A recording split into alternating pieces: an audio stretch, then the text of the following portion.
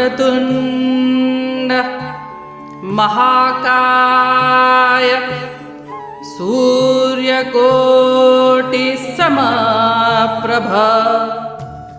निर्विघ्नं कुरु मे देव सर्वकार्येषु सर्वदा।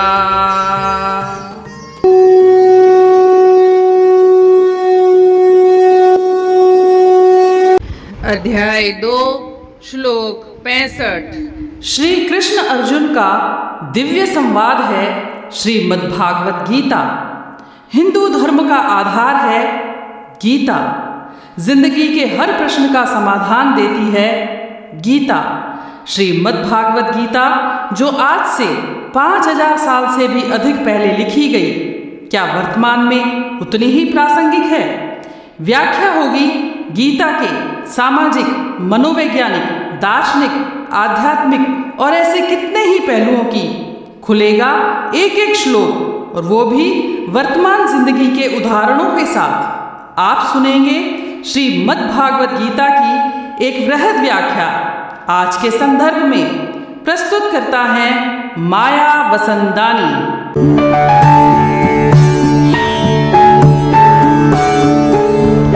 प्रसादे सर्व दुःखानां हानिरस्योपजायते प्रसन्न चेतसो ह्याशु बुद्धि पर्यवतिष्ठते।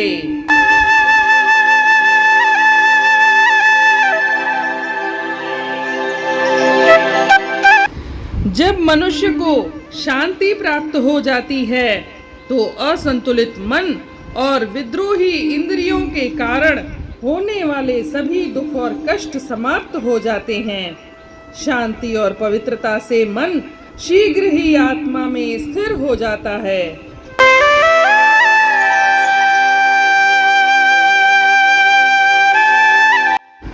जैसा कि हम जानते हैं, श्री कृष्ण भगवान अर्जुन को श्लोक नंबर 64 में समझाते हैं कि वह मनुष्य जिसने अपनी इंद्रियों को वश में कर लिया है और वह राग द्वेष से दूर है, वह इस संसार में विषयों का उपयोग करने पर भी वह प्रसन्न चित्त रह सकता है। वह विषयों में रहते हुए भी उनसे दूर रह सकता है। न किसी से उसको राग है न द्वेष है। वह न किसी से प्यार करता है और न किसी से बैर है। वह जगत में रह कर के भी जगत से दूर है और इसीलिए उसका मन प्रसन्न चित्त रह सकता है। आगे इस श्लोक में बोलते हैं कि वह मनुष्य जिसने प्रसन्न चित्त हो गया है, निर्मल मन हो गया है, उस साधक के दुखों के संपूर्ण दुखों में हानि हो जाती है। संपूर्ण दुख कितने किस्म के होते हैं? 3 किस्म के, आध्यात्मिक, आधि भौतिक और आधि दैविक। तीनों दुखों में हानि हो जाती है। तीनों दुखों में हानि का मतलब है तीनों दुख कम हो जाते हैं। संपूर्ण दुखों का नाश तो नहीं हो सकता, समूल दुख का नाश नहीं हो सकता। यह संसार है, संसार दुखों का घर है। और श्री कृष्ण भगवान व्यावहारिक पहलू बता रहे हैं। समूल नाश दुख का नहीं हो सकता, परंतु दुखों में कमी आ जाती है।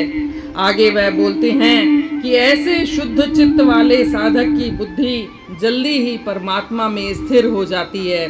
जो शुद्ध चित्त वाला इंसान है वह थोड़ी देर अगर उसके ऊपर कोई दुख भी आ जाए और थोड़ी देर वह विचलित भी हो जाए, परंतु फिर से वह स्थिर बुद्धि उसकी हो जाती है। वह उसकी बुद्धि परमात्मा में जल्दी ही स्थिर हो जाती है। इस तरह से हम देखते हैं कि इस श्लोक में श्री कृष्ण भगवान बता रहे हैं कि जिन लोगों का मन अशांत रहता है, दुखी रहता है और उनकी मन विचलित रहता है, बेचैन रहता है, मन इंद्रियों का गुलाम रहता है, इंसान इंद्रियों का गुलाम रहता है, तो उसके लिए यही उपाय है कि वह राग द्वेष से अपने आप को दूर रखे और अपनी इंद्रियों को वश में रखे, तो वह प्रसन्न चित्त वाला हो सकता है। और ऐसे प्रसन्न चित्त वाले इंसान की बुद्धि जल्दी ही आत्मा में स्थिर हो जाती है, परमात्मा में स्थिर हो जाती है। संसार में रहते हुए संसार से विरक्त रहने का यही एक उपाय है। और यही श्री कृष्ण भगवान बार बार उपदेश दे रहे हैं।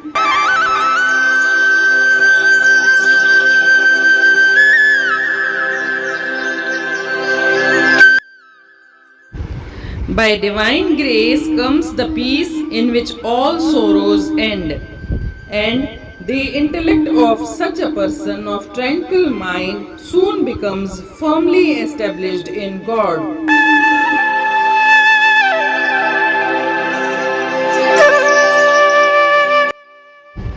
अडोल आहे मन उत न दुख थो अचे, विखादन ऐं वहमन खां सोई बचे, थियो आहे जंहिं दिल में पैदा करार, बुद्धिमान सो आहे नर नर विकार।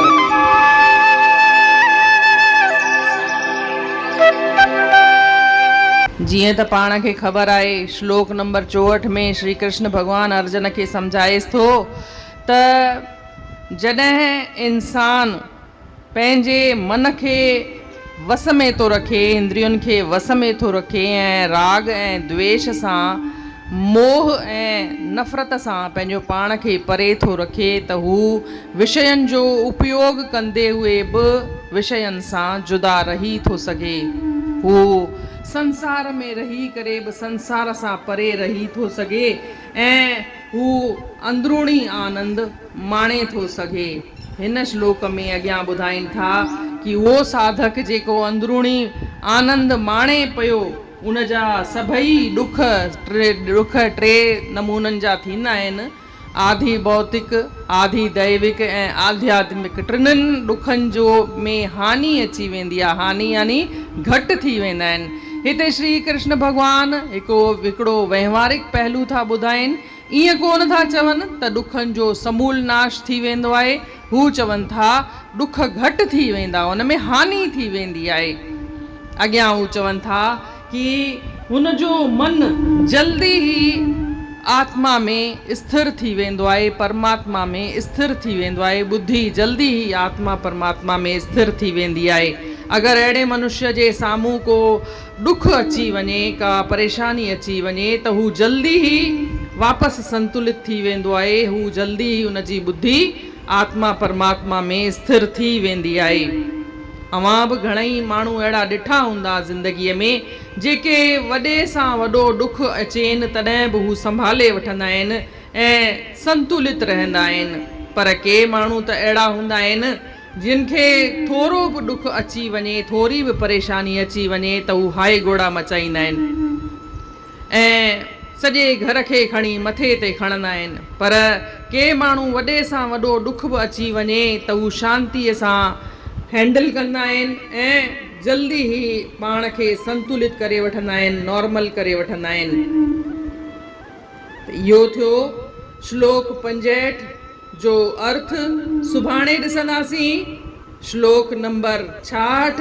तेसीं ताईं जय श्री कृष्ण।